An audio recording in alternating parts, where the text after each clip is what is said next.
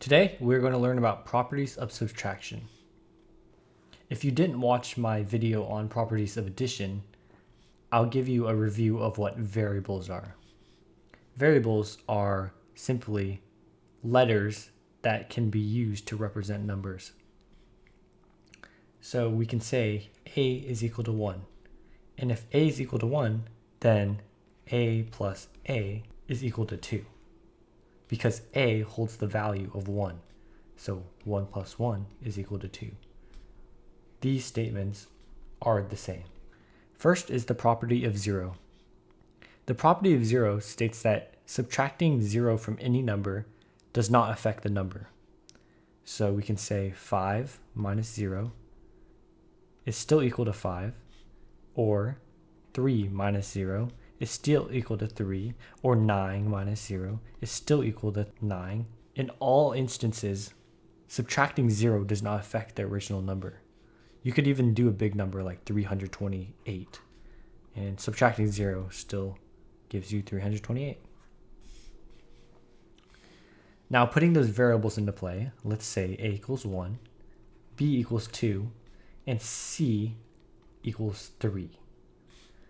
The commutative property states that if a minus b then is not equal to b minus a. So given that a is equal to 1 and b is equal to 2, then this would be 1 minus 2, and the other side would be 2 minus 1. And 1 minus 2 is negative 1, and 2 minus 1 is 1. So this statement makes sense, because negative 1 is not equal to 1.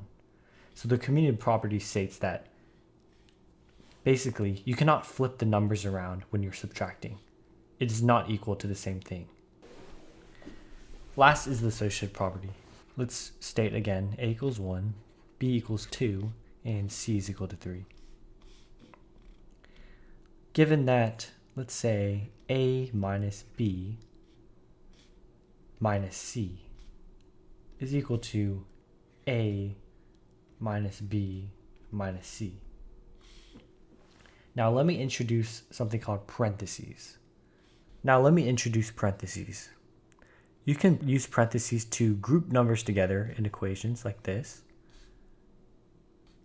and like this. Parentheses basically force you to do whatever's inside them before the rest of the equation. So in this instance, we would have to subtract b from c before we subtract a from anything else. So if b is 2 and c is 3, then we have to solve the parentheses first. That would be negative 1. And a is 1 here, so put that over there.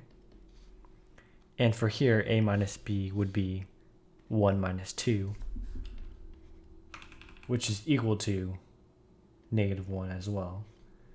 So we put the parentheses there and subtract c, which is 3. 1 minus negative 1 is 2, and 1 minus 3 is negative 4.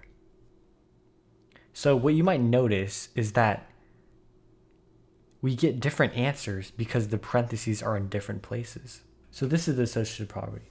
The associative property basically states that a minus b in parentheses minus c is not equal to a minus in parentheses b minus c.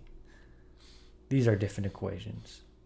Now you could say a minus b in parentheses minus c is equal to a minus b in parentheses minus c, because these equations are the same. So when subtracting, parentheses can change the value of the equation on both sides.